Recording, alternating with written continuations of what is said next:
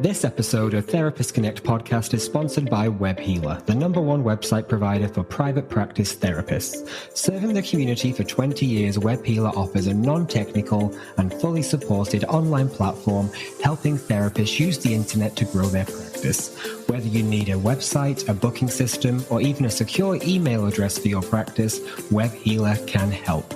Contact WebHealer today via www.webhealer.net and use the coupon Therapist Connect for £100 off their Do It For Me service.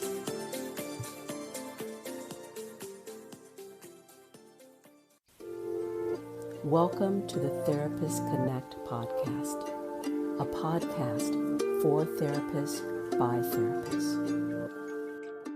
Hello and welcome to this episode of the Therapist Connect podcast. My name's Dr. Peter Blundell, and today I'm back interviewing therapists about their life and work within the therapy community.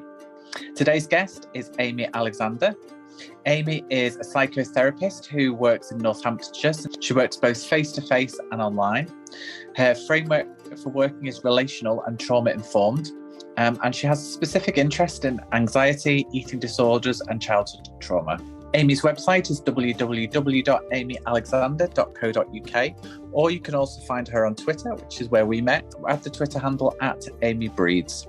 I'm delighted to welcome her to the podcast today and hear a little bit more about her life and work. It's lovely to meet you. Lovely to meet you too. I'm excited. Yeah, it's going to be really good. So it'd be really interesting because I don't know a lot about you. So these questions will be kind of, I will get to know a bit more about you. I was so curious when you messaged me because I felt like, okay, sure. Because we had never really exchanged any messages. I mean, I've liked a lot of your tweets, or, I do a lot of retweeting of Therapist Connect because it's a big audience, but I was really flattered. So I'm really happy to be here. I hope I bring something interesting. Well, it's great because, as you say, we hadn't really interacted that much, but I heard you in the listening space, which I didn't contribute to. Obviously, I wasn't kind of speaking in that, but I was listening to it, and it was I just loved your way in that space, considering that you didn't really know anybody. Yeah. You just kind of joined this space and started speaking to people or other therapists. It was great. So I just thought, it'd be interesting to hear a bit more about you and your practice. Oh, well, I'm sure our listeners will be interested as well. I'm very privileged. Thank you. You're very welcome. So I'm really interested to hear the answer to this question because I've seen a little bit on your website, kind of a little bit about you, and you've moved and things like that. So I'm really kind of interested in what drew you to therapy as a profession, kind of what started off your interest as being a therapist? It is an interesting question because it's complex. I didn't wake up I didn't have a sort of vocational, if you like, calling, which I think a lot of people do in psychotherapy at a young age. I grew up in California, and as you can imagine, in the 70s, I was born in the very early 70s, 71. It was de rigueur to have a therapist. My father my biological father is a musician, and my mother's a teacher, but she lived in the famous Haight-Ashbury in the 60s. She hung out with the Grateful Dead. My biological father was a very famous musician in the States. So we were always around artists and painters and musicians and poets. And so talking about creativity and talking about your feelings really was not something that was taboo at all. We just kind of accepted that, when people would say, I have a therapist, I'm Rolfing, or I'm, studying Steiner, or these things were very normal to us. Unfortunately, I'm not sure that's the right word, but sadly, unfortunately, my biological father in his musicianship was also an incredibly chaotic person, and wasn't really able to manage his need to be on stage and our need for a father. So my mother, who was very young, I think when I was born, she was 26 or 27. My sister, she was 23. And I come from like a mixed family. So I don't have any full siblings. But my sister and my brother were brought to the family. So it was the 5 of us, and he was away a lot. And another unfortunate thing is what we suspect now is that my half brother was born with fetal alcohol syndrome, not my biological mother's son. So life was incredibly chaotic, and he was put into a therapeutic nursery school. So he went to a school called Julianne Singer in Los Angeles, which is basically a therapeutic nursery school. So our language around therapy and our language around mental health was just always in the lexicon of the family. Although that language was there, I wasn't really drawn to being a therapist. I just was familiar with all the conversation around why people go to therapy or what it's for, medication, things like that. As my brother grew older, he became very, very violent and he had an oppositional defiant disorder and, all those things, all those disorders, all those, everything, all the things, suspected possibly even to be schizophrenic. But, so the family had to go into periods of family therapy. And whilst I don't think my therapist was stellar, I think it gave me a language around my own experience. And then as I grew sort of into my teens, I decided to drop out of school. I dropped out of high school when I was 15 or 16 and was very bohemian for a while in Los Angeles. And my parents had divorced by this time, and that was just me and my mother. And I decided at 17 or 18 to move to Arizona randomly with a boyfriend, of course, who was much too old for me. So I sort of ran away, and I worked in care homes with young adults. It was a well-paid job, but easily gotten because they're difficult jobs.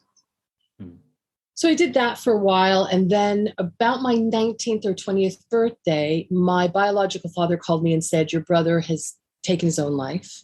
He killed himself. And you need to come to Texas, where they were living, and we need to deal with that.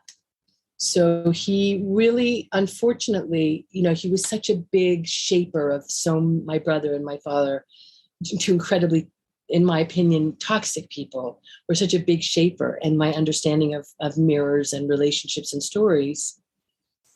So when that whole thing happened, I didn't cope at all. And between that and what I know now is complex post-traumatic stress from a very difficult childhood, what I say was a breakdown. I hate that word breakdown because I don't think I broke down. I think I broke apart. And my biological father was living in Texas in this tiny little streamlined trailer. And he said, you can come live with me. I mean, I was, had my hair on fire. He had never offered me solace or space or any of those things. And I was thinking, yes, this is it. This is our time to, do the thing together, to be together. And, hope springs eternal. And he said, I had disclosed to him that my brother had been abusive towards me. And he was, unable to really manage it, but said, I met somebody who is a therapist and she specializes in these things. Do you want to go see her? And I thought, yes, finally, some solace, some relief. It's been so chaotic. It's so difficult. And I went to see her and she really gave me space. And she was a sociology professor or teacher, not a professor. That's not true. She was a sociology teacher, lecturer at the university I went to. And, it was like walking into the softest place. But a lot of my story starts that way. You think it's going to be okay. But I saw her probably for like 8 sessions or 9 sessions. And on the 9th session, having her referred me to a psychiatrist, and all these good things were happening. I entered into university. I got my high school diploma, and so things were starting to feel like they were changing. And I got into the session, and she said, "I'm not going to be able to see you anymore because I've gotten now a full-time job at the university." And of course, I was crushed. And she said, "And I'm dating your father." Yeah. So they had started a relationship behind my back. But you have to remember that what's really important in this story is I was very vulnerable. Mm. And although my mother and I now, my mother is, my mother's in her 70s. We have come so far. She is a stellar human being. We have healed so many things. But it was difficult because my father had fractured so many things, including her, that she really couldn't manage after about 14 or 15 to really hold me together. So if you can imagine somebody who is broken apart and their therapist says, "I'm now going to be your mom." Of course, I was delighted. So that I thought, right, I'm going to be a sociologist and I'm going to be a therapist, and this is the way it's going to go. And of course, it didn't go that way for a while. And things were good in terms of the illusion of it all. I'm going to take care of your father. He's going to be more present. We're all going to be this fantastic family. She's, meanwhile, she's not even that much older than I am. She's probably 30 and I'm 20 at that point. So, I don't know. It was a shit show, I think, if I can put it that way. But I didn't see that because everything in me wanted to have space. And that word keeps coming up because it's so important in my own practice, giving people space. So I met somebody when I was at university, and I was now living on my own, but, going to dinner and, all these things. Didn't think anything was wrong here because I didn't want to see anything being wrong. And I met my former husband, who's British, and I fell in love with him. And I was like in my early 20s, and he said, "Come on, visit." And so I ran as fast as I could. My instinct said, "Run. This is not a good place for you." So I ran. And I came to England, and we got married, and I had a little boy who's no longer so little. In 1996, I had my son, Max. And, things were good, and then things were bad. Because, of course, I chose somebody who couldn't manage to be available to me. But I also know I was jobless, and I really was drawn to this idea of, it kept coming back to me. Why don't you just investigate it? Just investigate it. So I did. And I went to Hackney Community College, I think it was called then. And I did a certificate in counseling, and I was a single mom. So I was working at Rank Xerox, as it was then, doing IT rollouts, which was really boring. And I started to really thrive in that area. So it just, at that point, I thought, right, I'm going to do the next thing. And then I'm going to do the next thing. So I got to the point where I was doing sort of intermediate. And then I went to my level, which now is a level 7, but then was a level 5 in the 90s, late 90s. And of course, I had to start seeing a therapist. So I met what was, I can believe, probably the love of my life. She's the greatest. We're no longer working together because she's retired, but she really did offer space. And when I told her the story about becoming a therapist, and when I told her the story that I told you and what your face sort of fell, same thing happened with her. And it, again, cracked some more things open, where I realized that relationship was probably one of the most damaging things that had ever happened to me. Was my therapist being in a relationship with my father. And I started to realize that this work was going to be my life's work, was to create space for myself and for other people to feel truly safe, to feel truly heard, to feel truly welcomed into a place of curiosity and creativity and boundaries and loving boundaries, and also love. To say this place is a loving place. This is not a scary place where someone's going to get you. So as my career grew and as I, got into more training, I was, again, a single parent. So it was a big juggle, but I created this fantastic practice, which now nearly 25 years later, because Max is 26. So that's how I got into psychotherapy. Wow. No. I mean, thank you so much for sharing so much of your experience there. But I was just thinking about, it sounds like that there was so many different aspects that kind of came together. There were. For you to get to that point to be a therapist, but also what's really standing out to me is that kind of idea of wanting to create safe spaces for other people, and based on actually being in some very unsafe spaces yourself over different periods of time. But also being able to manage that in some way with my first psychotherapist, my first very impactful psychotherapist, who was a transactional analyst. And she just made it okay. And I don't mean she fixed it. I don't mean, although she'd helped me fix it, she made it okay to be curious, to be angry, which is something I'd never really done, is got angry, because angry always meant violence in my home. You don't pick this stuff up, you get hit, or, you're sent to your room, or, women in my experience were just very vulnerable creatures who couldn't step between me and the world. So creating that space, not only did my first therapist create that space for me, I was able to create that space for me. I started to think about myself in very different ways, with my studying and also being a single parent of a boy and creating a community in England, in London. I lived in London almost his whole life and now live in the countryside. So creating those spaces, they just kept being created. Some of them were very negative and very hurtful, and some of them were explosively beautiful, and some of them were terribly ordinary, just ordinary stuff. Because my expectations were the ordinary was extraordinary. And actually, I was creating ordinary safe spaces that weren't extraordinary. They were just a given. Thank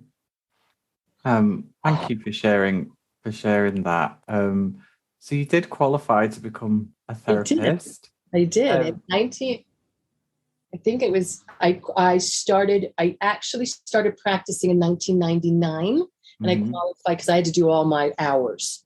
I worked at Victim Support, which is one of the funniest and one of the most wonderful experiences of my life, because it was real maverick. It was a real maverick entity back then.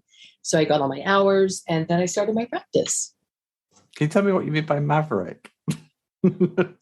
Listen, I worked at Victim Support in Wood Green in London, North London. And if you know, you know. And these two women ran Victim Support. They ran it with everything in their body. There was but it was like they would go outside and smoke, and they would cackle, and they would, they were just these two extraordinary, tough inner city London women. And they sort of did what they felt like they needed to do to help people who were victimized by crime. And it was maverick. And I think a lot of the women in my life are pretty maverick. But Are you a maverick? My maverick. I think in my own way, I certainly am. Within my own self. I think that what makes me maverick is that I didn't die. And I know that sounds extreme, but my life was extreme as a child, that I said yes to not dying. But it doesn't mean I said yes to life. I just said yes to not dying, which is a huge achievement coming from where certainly my sister and I came from. And for my mother, and to break that generational trauma was a hard work miracle. So that's the maverick that I see in myself. Yeah. And so you did break that generational trauma. I think so. And you became a therapist. Yeah. Can you tell us a little bit about your career then as a therapist? Sure. Where was it taking you? Well, I think one of the things that has always been difficult for me is to be seen. Now, I say that, and, I'm sure my mother, when she listens to this, will laugh because they used to call me the bold one as a little child. I used to be, and have a lot of regulation or filters. And I was always the one who was like, let's do a play. My mother said that when I was 4 years old, one of the friends was coming over, and he was an orphan, and he was also tremendously overweight. Two things he was incredibly sensitive about. And I was only 4, so my parents weren't going to say, don't say anything. But my mom said, you opened the door and said, hi, my name's Amy. Why are you so fat? And where's your mama? So I think I was really just locked in, so being seen is different from being observed, and being seen is different from being an emotional pufferfish, which I was my whole life. So with my career, I started to quiet down, and I did this level 5. It was like a BTEC at that CPA, it's that sort of at that level, but it was, I did it for 2 years, and I worked hard, and I worked through it, and I earned every minute of it I earned. But then I thought, right, so what am I going to do with this? I mean, I can see clients, but what's my hook, as they say? And I had a very substantial eating disorder as a young woman. And I thought, right, I wonder, is there any eating disorders therapists in 1999? None. So little. So I went to the National Center for Eating Disorders, run by Deanne Jade. And I did a master's practitioner, whatever, that's worth. It's worth a lot for a lot of people. And certainly it started my career. So I will be forever grateful to them. I know there's some controversy around them, but they helped me start my career. So I will always be grateful. And I just started to, in my, maverick way, take clients who were dreadfully ill with eating disorders. And that's where it started. And then I started to work with a colleague who she said she wanted to start an eating problem service, not like the National Center for Eating Disorders. I don't know if you remember. It was that before BEAT. So we started that. Well, she started, I was a founding member. And then that went on to starting a charity called Foundations. And Foundations was a charity that was aimed at going to schools and doing workshops with young girls, not boys, because of course at that time we weren't being inclusive. We didn't see that boys had eating disorders. Or if we did, it didn't really come into it. It was we weren't there yet. So we taught and we did all that. But as it always is, unpaid. So working for charities and being, as you said, a maverick in those situations is great, but I had a child to feed and it was taking up all of my time. So I decided to pull back from those things and just work more in my practice. So I did that for many, many years. I worked really exclusively with eating disorders. This is just a short break to have a message from one of our sponsors, so please don't go anywhere. If you'd like to sponsor an episode of the Therapist Connect podcast, send us an email for more details, info@therapist-connect.com. This episode of Therapist Connect podcast is sponsored by WebHealer, the #1 website provider for private practice therapists. Serving the community for 20 years, WebHealer offers a non-technical and fully supported online platform helping therapists use the internet to grow their practice. Whether you need a website, a booking system, or even a secure email address for your practice, WebHealer can help. Contact WebHealer today via www.webhealer.net and use the coupon Therapist Connect for £100 off their Do It For Me service.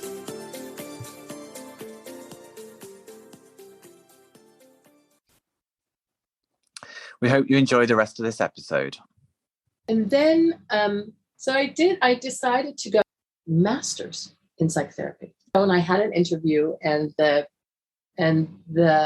director of the transactional analysis program said, you don't need to do the first year. You're 15 years in, or 16 years in. I'm gonna grandparent you into the program. And I thought, right, okay, here we go. And it was miserable. I hated it. Absolutely hated it. Because I had been working on my own for so many years. And I was sitting in a group of people who had not been psychotherapists. So the language I was using was seen as elitist and difficult. And my supervisor talks about that time and that group as a narcissistic group. It was probably one of the hardest experiences of education I've ever had. And I am dyslexic in some ways and a little bit ADD. So it was hard for me at any rate. Plus, my formal education was knout. It was a really hard experience, and I felt very bullied. Very, very bullied. And so I didn't finish. I couldn't do it. With all the other things that were going on, I did my second and third year. And then I decided that at that time in my life, things were really kind of personally quite good. So I didn't follow through with it. I decided for my own mental health that I wasn't going to do it. But I did gain from the hours and hours and the essays and the nose to the grindstone and experiencing that group process, which was brutal. And I'm sure some of the people will understand that group process. Brutal. I think what it did for me was it allowed me in group process to really swim with the alligators. And I wouldn't like to call anybody individually alligators, because that's not true. But the process was wild. It was a wild process. So it taught me how to experience education and learning and group process. And it really changed my life. So I'm, again, forever grateful, because it changed transactional analysis and those theoretical frameworks and talking and exploring. It changed my ability it just changed everything. So from that, I just started to see my practice differently, completely differently. And I became a very different kind of therapist. So there's still valuable learning that came from that. So valuable. Although the experience of it sounded quite traumatic, really, to go through. Well, look, I think that I was underprepared and didn't know how to defend myself, because I think, when people talk about an adopted child, I couldn't do very much in the face of it except for go home and, cry, which was fine. But it was an invaluable experience, and I wouldn't change it. I wouldn't change it because, sandpaper, brings things smooth. Am I resentful? Am I not at all? I don't have those people on my Facebook. I'll tell you that for free. Friend request, no. But I do carry them with me as light bearers to my learning. Mm. Yeah. So that's sort of been my career, and working alone is tough. Working on your own is tough. And I burnt out in 2017. I burnt out completely burnt out. I was like, why am I doing this? What is therapy for? This is a stupid job. And I really would think that, why am I coming to this off? Who do I think I am? It was kind of an existential, why am I here? Who do I think I am? This is a bullshit profession. with mean people. I don't want to do it anymore. Of course I do. Yeah. But it was a tough time. But a real crisis of confidence in it in that moment. And it's the being seen again. It's,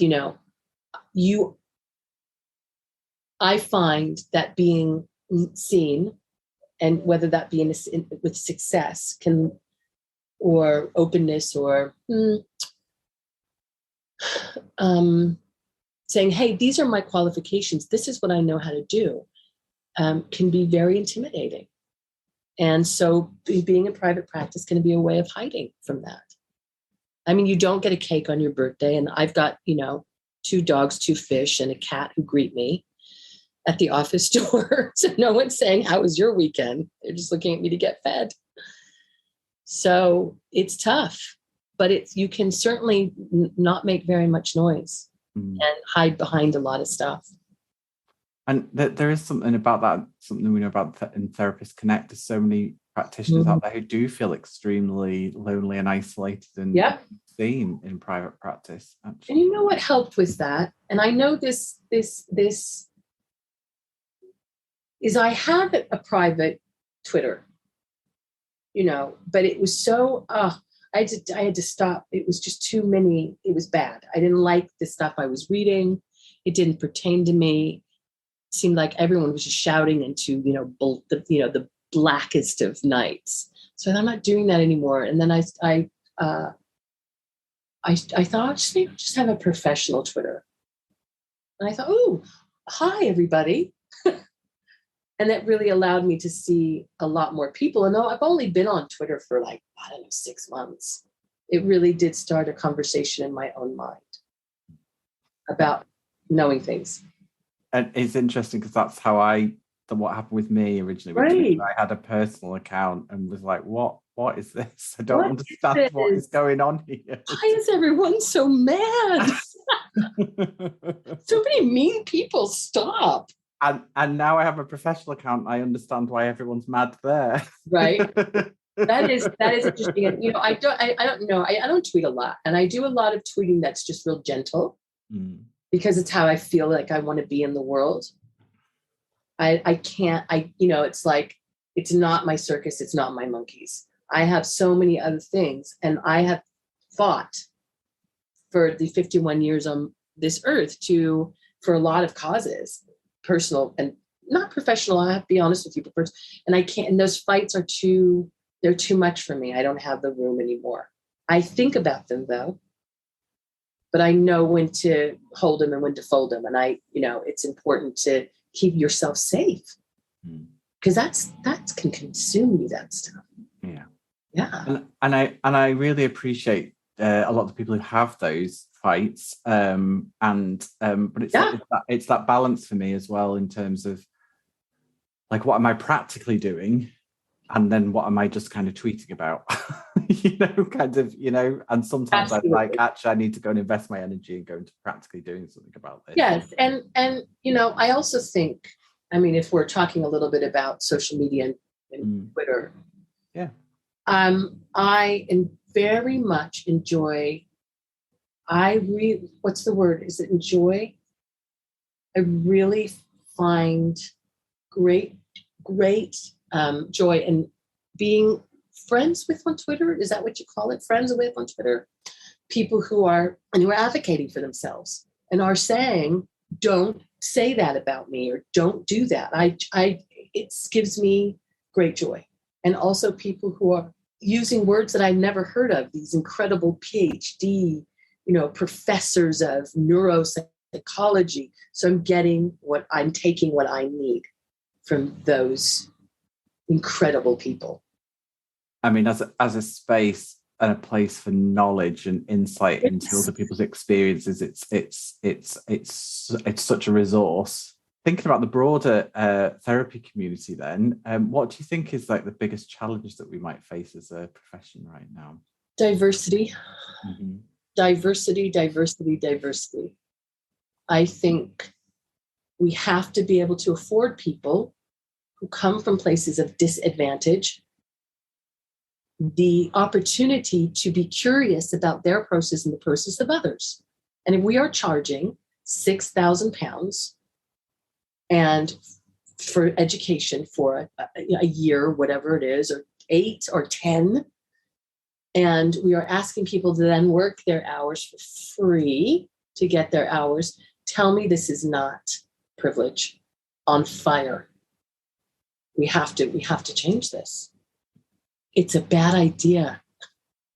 We touched on this a little bit because we spoke about social media, but I'm wondering, and I suppose you touched on it in other ways as well, but I wondered how connected do you feel to the wider therapy community? Has that shifted at all over the time that you've been? A little bit, yeah. I mean, I also am really lucky I have wonderful friends and family, so I have those kinds of things, but I'm not as connected to my therapy community and the men and women and other that I would like to be. And I don't quite know why that is. Maybe I'm a little hesitant because it's like, what is a group of therapists? In my experience, it's like a murder of therapists. So I'm gently walking into a place of being seen and seeing others. I think it's a gentle process. Well, I find that fascinating because of where we met. Well, actually, no, I met you there. You didn't necessarily meet me there. I was in the Twitter. Is it called the listening space? I'm not sure what it's called. I think a room. A Twitter room, yeah. Which was different therapists, or someone had set up the room just to talk about kind of therapy and which I thought was interesting. Yeah, and then you were in there with kind of like, I think like 6 other people, kind of just from all over the world, just talking about what it's like to be a therapist. You did talk a lot about what it's like to be therapists in our regions, and there were some people who were really worried that our clients were listening. And I remember saying, "But I'm not saying anything that's going to hurt. Take those risks and hurt anybody. That would be beyond my ethical place to go. So this is a creative space, and we're all just talking about each other and to each other." Yeah.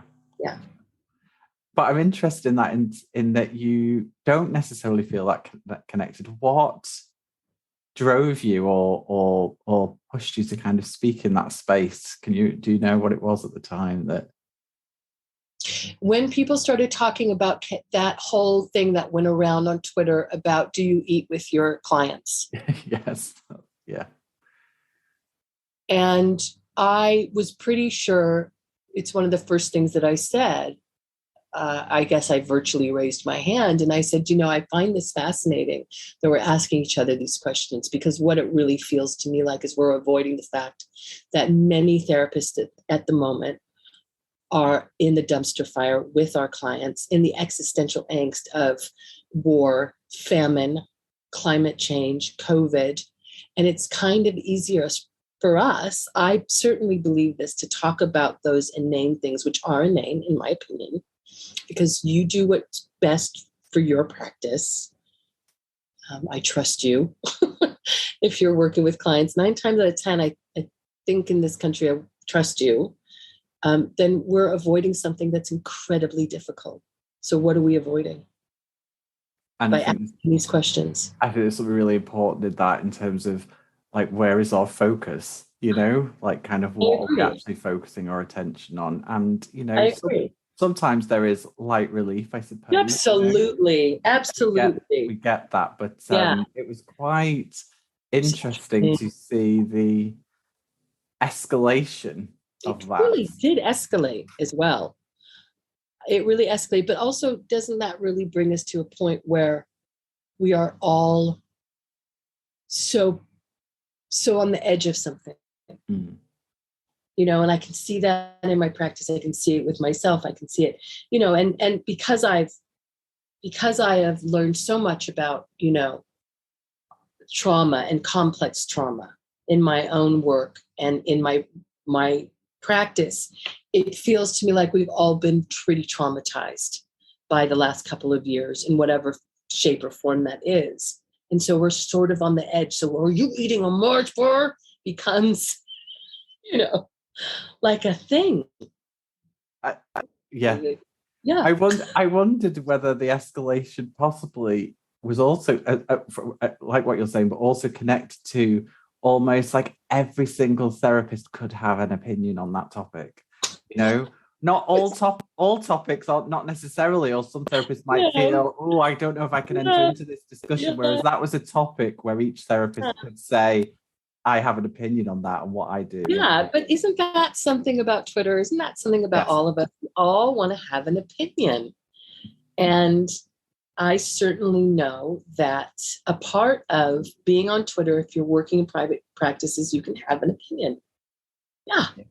And that was, but it did strike me as, and this is one of the, when I say there are things I will put my feet into and things I will take my feet away from, those kinds of fires. I mean, it's hard because sometimes I go to the keyboard and I think, well, hold on one second. Is this adding any value? And if I can't add value, I'm not saying it. And that's not from a place of at all like, if I'm not giving my best person, no, if I can't add value to this, if I don't feel this is valuable, I don't think I'm going to say it. I think, I really appreciate that. I think it's such a difficult thing to do. So hard with Twitter in the moment, and then, or will I leave it? Will I come back to this? I think it's really, really, really difficult judgment. My beloved therapist, when I first started back into therapy years ago, said to me something that's always stuck to me. And she said, not everything needs to be said. Not everything needs to be said. And maybe we could add to that, not everything needs to be said on Twitter. Well, I think that's a good amen. That's an amen. Yes, I agree. Oh dear. Oh, Amy, it's been lovely. I suppose my last question would be kind of, what were you kind of up to next? Like, have you got any plans for the future, or I do. Yeah, I do. I think I'm going to very much carry on working with complex post-traumatic stress. It's really, for me, it's a connection. It's body work in myself and in others. I really believe that trauma and complex post-traumatic stress has so much to do with illness and so much to do with addiction and behavior. And although I am firmly on the side of psychiatry, and I know that's uncomfortable for some people, but the pills do work for so many people. So I think a mixture of making sure in a holistic way that my practice continues on supporting not only me and giving things to me, but to my clients, because really it's about, my practice has been about growing me up. I really grew up as a human being and as a woman. I grew up in my practice, and my clients have grown up with me. Some of my clients I've had for, a decade. So we've grown up with each other. So I think what I see in the next 20 years is more growing. Eventually, I would like to get back into teaching a little bit. I'd like to teach. And I'd like to start a podcast.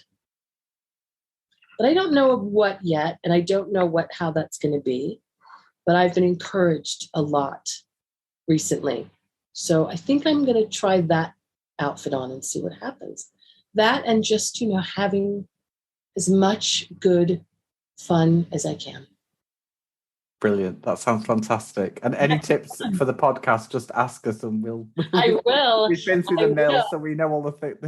I will be asking you. I will. And I so appreciate the space to talk about my career, which is something I don't often do.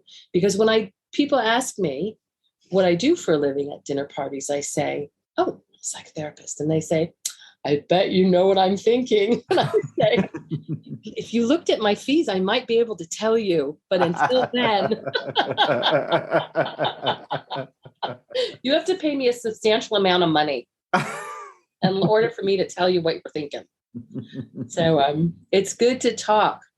Yeah, it's been brilliant, and I've really enjoyed it. It's so nice to kind of hear about you and your experience, and let's stay connected. I would love that. Thank you so, so much. Thanks, Amy.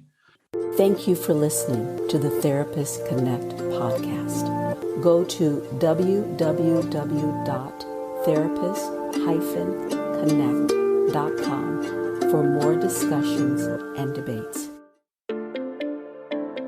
This episode of Therapist Connect podcast is sponsored by WebHealer, the #1 website provider for private practice therapists. Serving the community for 20 years, WebHealer offers a non-technical and fully supported online platform helping therapists use the internet to grow their practice. Whether you need a website, a booking system, or even a secure email address for your practice, WebHealer can help.